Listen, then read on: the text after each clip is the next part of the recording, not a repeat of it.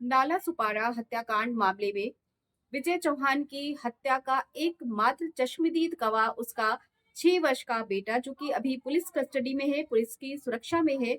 आखिरकार उसने पुलिस को ऐसी कौन सी जानकारी दी, ऐसी कौन सी बात बताई, जिससे सुनकर सुनकर पुलिस के रोंगटे खड़े हो गए, जो आपने अब तक कहीं नहीं सुना होगा। आखिरकार उस रात क्या हुआ, जानिए पूरी कहानी इस वीडियो में। आपको बता दें कि विजय चौहान हत्याकांड मामले में पुणे से चमन चौहान और मोनू शर्मा को गिरफ्तार कर लिया गया है।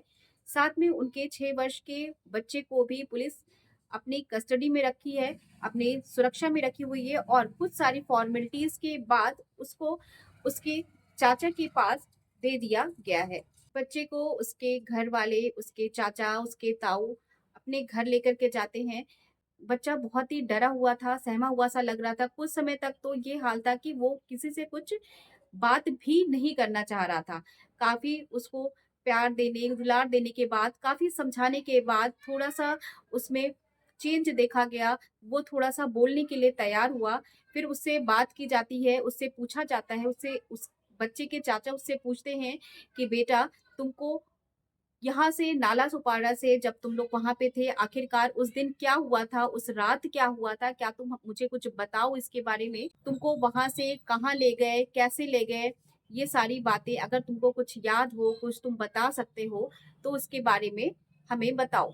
बच्चे ने अपने चाचा को बताया कि नाला सोपारा से निकलने के बाद, नाला सोपारा जो कि तुलिंज पुलिस स्टेशन, जहाँ पर कि अखिलेश चौहान ने अपने भाभी की मिसिंग होने की रिपोर्ट दर्ज कराई थी, वहां से निकलने के बाद वो लोग कलम बीच में पहुंचते हैं। जब वो लोग वहां से निकल रहे थे, नाला सोपारा से अपने घर से निकल रहे थे, तब बच्चे ने अपनी माँ से पूछा कि माँ, पापा कहाँ हैं?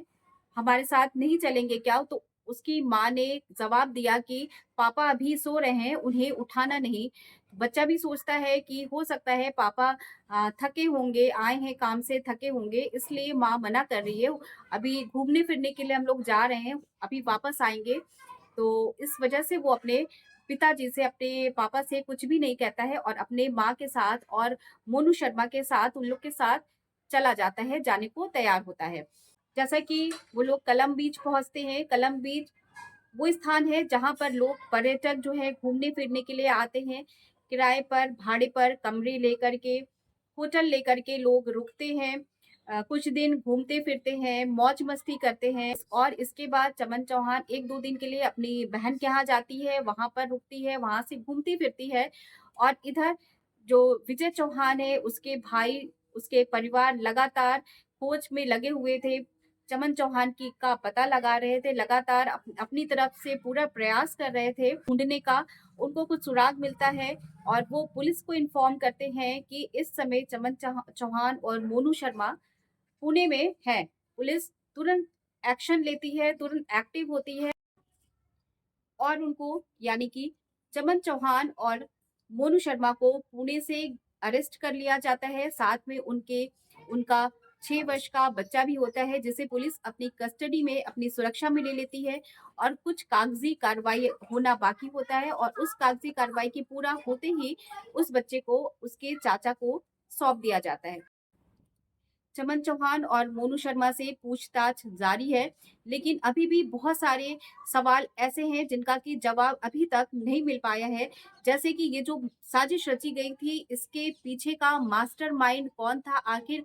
और इसके अलावा भी बहुत से ऐसे राज हैं जिनका खुलासा होना अभी भी बाकी है। जैसे कि जब चमन चौहान अपनी बहन के यहाँ गई, तो क्या उसकी बहन को इस साजिश के विषय में, इस जो मामले के विषय में, उसको क्या कुछ भी जानकारी नहीं थी? इसके बारे में कुछ भी पता नहीं था। और सवाल ये भी उठता है कि रात में इतने कम समय में कैसे उन लोगों ने विजय चौहान की हत्या भी की, एक गहरा गड्ढा भी खोदा, उसपे विजय चौहान को दफना दिया, और अगली सुबह टाइल्स ला करके उसपे लगा भी दिया। इतने कम समय में ये सारा काम कर दिया, या फिर उन्होंने पहले से गड्ढा खोद रखा था और इसके बारे में विजय चौहान को इसकी भनक भी नहीं थी?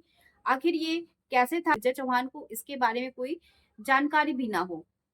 तो ये सारे ऐसे सुलझे हुए रहस्य हैं जिनकी जानकारी, जिनका अभी परत दर परत खुलना बाकी है। खैर, पुलिस एक्टिव है और बहुत जल्दी इन सभी रहस्यों पर से पर्दा उठेगा।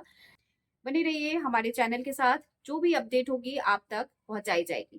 Thank you.